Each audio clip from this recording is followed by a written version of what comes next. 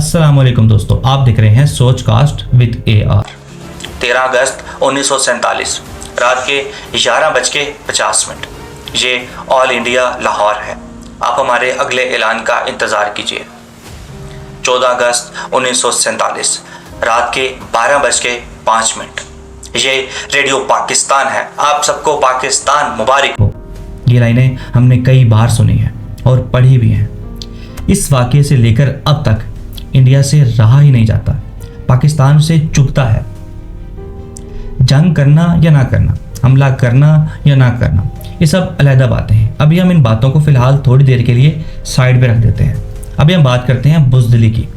मतलब कि यार कोई इतना बुज़दिल कैसे हो सकता है कि जब उसका दुश्मन सो रहा हो तब उसकी पीठ पे वार किया जाए। इसे आप बुज़दिली कहेंगे, बहादुरी बिल्कुल नहीं कह सकते। और दूसरी तरफ आप अपनी मूवीज में दिखाते हैं कि हमारे हीरोज ने पाकिस्तान के साथ ये कर दिया, वो कर दिया, जिसका हकीकत से कोई ताल्लुक वास्ता ही नहीं होता, वो आप अपनी मूवीज में दिखाते हैं। आज मुझे पाकिस्तानी होने पे फख्र हो रहा है। वो पाकिस्तानी जिससे डर के इंडिया ने रात की तारीखी में तब हमला किया जब सब लोग सो रहे थे, लेकिन वो शायद ये भूल गए कि मारखोर कभी सोता नहीं है। 7 मई 2025 रात 1 से 2 बजे के दरमियान एक न्यूज़ पूरी दुनिया में गर्दिश करती है। वो ये कि इंडिया ने पाकिस्तान पर हमला कर दिया है। इंडिया ने पाकिस्तान के कई शहरों में मिसाइल स्ट्राइक की है और इंडिया की जानिब से इस ऑपरेशन का नाम रखा गया था सिंदूर। इस हमले की वजह पिछले दिनों होने वाला वाक़या जो कश्मीर के पहलगाम में हुआ था, जहाँ पर कई लोगों की जान गई थी। इसका इल्ज़ाम इंडिया ने डायरेक्ट पाकिस्तान पर लगा दिया था, वो भी किसी सबूत के बगैर। और पाकिस्तान ने इस इल्ज़ाम को मुस्तरद किया था क्योंकि पाकिस्तान का इससे कोई ताल्लुक वास्ता ही नहीं था। लेकिन फिर भी इस मामले को बेस बनाकर पानी बंद कर दिया गया और अब ये हमला किया गया। लेकिन यकीन जानिए, पाक फ़ौज किसी से कम नहीं है और वो फ़ौज ये हमले का जवाब ना दे, ये कैसे मुमकिन है। इंडिया ने ऑपरेशन सिंदूर के तहत पाकिस्तान और आज़ाद कश्मीर के टोटल 9 मकामात को टारगेट किया, जिनमें मुजफ्फराबाद, मुरीद के, बहावलपुर और कोटली शामिल है। इंडिया का कहना है कि हमने ये हमला सिर्फ उन लोगों पर किया है जो पिछले दिनों कश्मीर में होने वाले वाक़ये में मुलविस थे।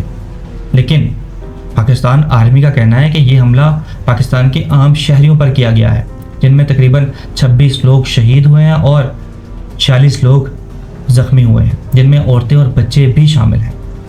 हॉस्पिटल्स में इमरजेंसी नाफिज कर दी गई है और तमाम न्यूज़ चैनल पर एक ही हेडलाइन चल रही है, इंडिया का पाकिस्तान पर हमला। पाकिस्तान ने फ़ौरन बड़ा ही ज़बरदस्त जवाब दिया और इनकी मांग में से सिंदूर मिटाकर इंडियन आर्मी को विधवा कर दिया।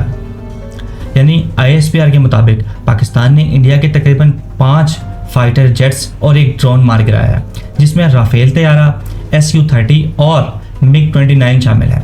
भारतीय मीडिया की जानिब से इस बात की तस्दीक भी की गई है कि उनके 3 जेट्स गिर चुके हैं और कई पायलट्स भी जख्मी हुए हैं। यकीनन इंडिया ने यह हमला पाकिस्तान को डराने के लिए किया था, लेकिन मुझे ये बात बिल्कुल समझ नहीं आई कि इंडिया किस कौम को डराने की कोशिश कर रहा है। आप इस कौम की मेंटालिटी का अंदाज़ा सिर्फ 2 बातों से लगा सकते हैं।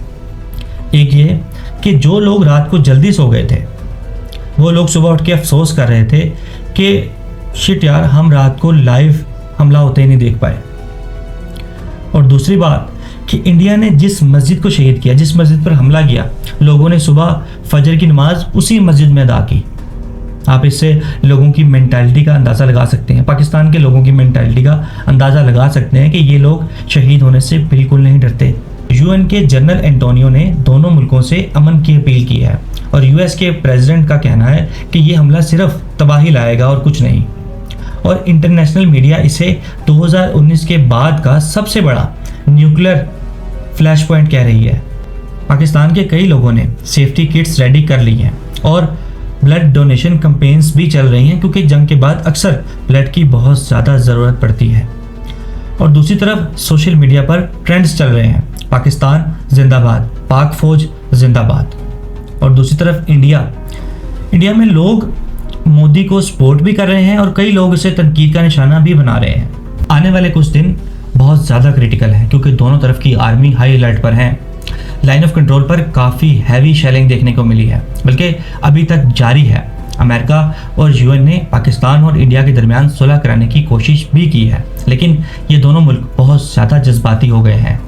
अगर कोई डिप्लोमेटिक रास्ता ना निकला और न्यूक्लियर सिस्टम एक्टिव हो गया तो सिर्फ साउथ एशिया ही नहीं बल्कि पूरी दुनिया के लिए खतरा बन सकता है। अब हम देखते हैं कि अगर पाकिस्तान और इंडिया के दरमियान जंग शुरू हो गई और लॉन्ग टर्म चली तो आसपास की कंट्रीज का क्या रिएक्शन हो सकता है।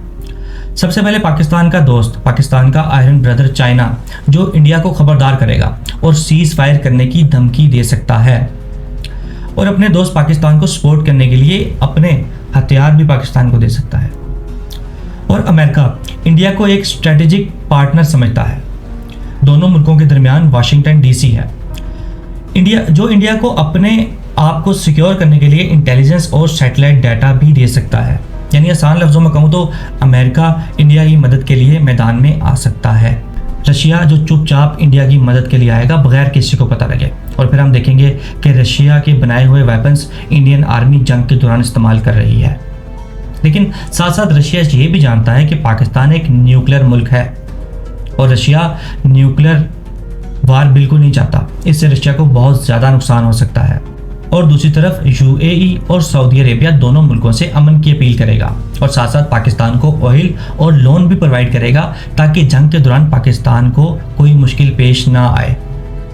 और हमारा फेवरेट मुल्क टर्की खुलम खुला मैदान में आएगा और पाकिस्तान को सपोर्ट करेगा क्योंकि उसे किसी चीज़ का डर नहीं है। और एक तरफ ईरान, जिसकी हदें, जिसकी हदूद, जिसकी सरहद पाकिस्तान के साथ मिलती है, वो अपने बॉर्डर पर सिक्योरिटी मज़ीद बढ़ा देगा। उसकी वजह यह है कि वो ये बिल्कुल नहीं चाहेगा पाकिस्तान और इंडिया की जंग का असर उसके मुल्क पर पड़े।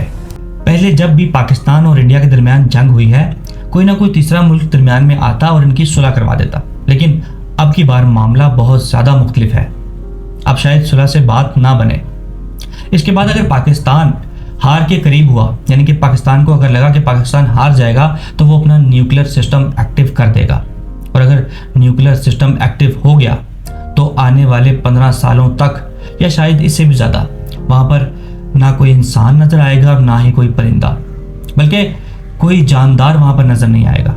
ये कॉन्फ्लिक्ट सिर्फ मिसाइल या जंग की हद तक नहीं रहा, बल्कि अब बात अना तक आ गई है।